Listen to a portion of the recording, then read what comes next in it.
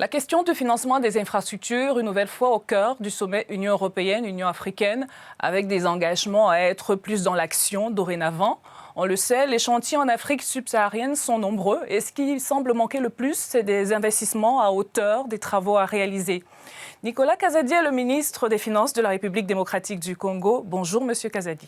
Bonjour, madame. En 2021, croissance économique positive et les perspectives pour 2022 semblent également être très intéressantes. En 2021, nous avons eu une croissance de plus de 5%, 5,8, 5,7, donc à peu près presque le double de la moyenne africaine. Nous avons rejoint les pays les plus performants qui sont entre 5 et 7,5%.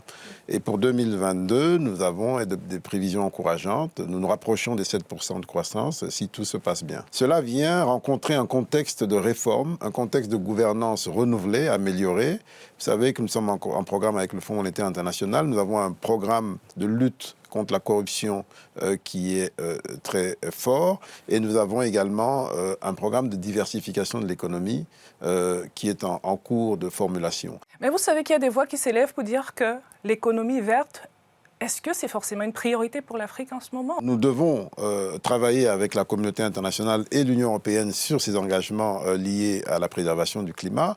Mais pour y parvenir, nous devons nous assurer un développement rapide, parce que nous avons un grand retard à rattraper, mais un développement sain, résilient et en phase avec ces objectifs environnementaux.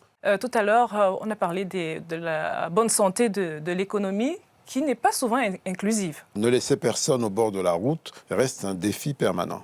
Voilà pourquoi nous sommes ouverts à la solidarité internationale, tout en relevant nos défis internes. Mais nous savons que ça n'ira bien que lorsque nous aurons totalement pris en charge nos économies. Voilà pourquoi nous travaillons sur nos capacités internes. Où en êtes-vous avec la diversification? L'agriculture est notre vocation naturelle, parce qu'elle est éternelle.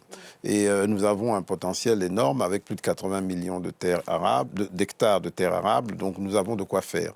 Mais le grand défi pour nous, c'est les infrastructures, pour ce qui est de la diversification dans l'agro-industrie, les infrastructures, et puis il nous faut des entrepreneurs. Mais en attendant, il faut bien qu'on fasse avec tout le monde. Voilà pourquoi nous avons une politique très ouverte en matière d'attrait des investisseurs. Prenons un des exemples qui est le plus emblématique, c'est celui des batteries. Oui.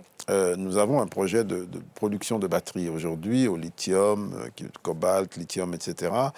Nous pouvons accroître, démultiplier la valeur ajoutée sur ces produits. Mais on a toujours l'impression que c'est un vœu pieux, monsieur le ministre. C'était un vœu, oui. Peut-être pieux, je ne sais pas, mais aujourd'hui, on est dans l'action. Oui. Une étude menée par Bloomberg a démontré que c'était 3 fois moins cher de produire des batteries en RDC que de le faire en Chine ou aux États-Unis, qui sont, eux, les détenteurs de la technologie. Oui. Ça veut dire qu'il y a une perspective. Monsieur le ministre, on parlait tout à l'heure du tissu entrepreneurial. On n'a pas assez d'entrepreneurs locaux. On aspire à en avoir plus. Peut-être la solution, ce sera les financer, un fonds pour financer peut-être les jeunes. La question de l'entrepreneuriat des jeunes n'est pas seulement une question de financement. Oui. C'est aussi une question d'accompagnement, d'écosystème. Oui. Il faut que, dès le départ, on puisse tourner les jeunes vers l'entrepreneuriat, qu'ils conçoivent que c'est une perspective utile et même plus forte que les emplois classiques,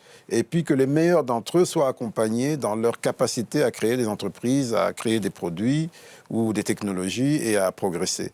Donc c'est tout cet écosystème qu'il faut créer, et nous y travaillons. Nous avons un ministère de l'entrepreneuriat qui a un programme là-dessus, avec l'appui de certains partenaires, et l'appui du secteur privé. Le président Macky Sall est le président en exercice de l'Union africaine. Peu avant, c'était votre président. S'il fallait faire un bilan de la présidence de M. Tshisekedi, qu'est-ce qu'on pourrait en dire? Le président Tshisekedi est venu à un moment où on avait 2 types de défis. Le premier, c'est celui lié à la Covid. Il était en plein Covid, donc il a eu une activité intense au niveau africain et international pour trouver des réponses pour l'Afrique.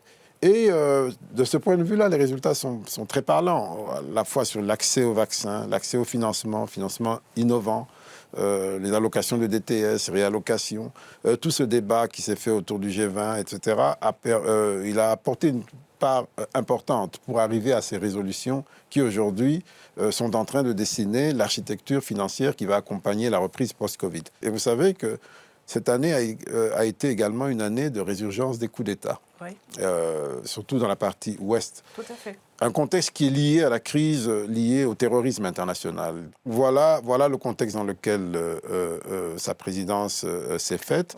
Oui. Mais il a réussi à trouver des réponses pour préserver la stabilité au-delà de ces turbulences. Merci, Monsieur Cavalli, de nous avoir accordé cet entretien. Je vous remercie.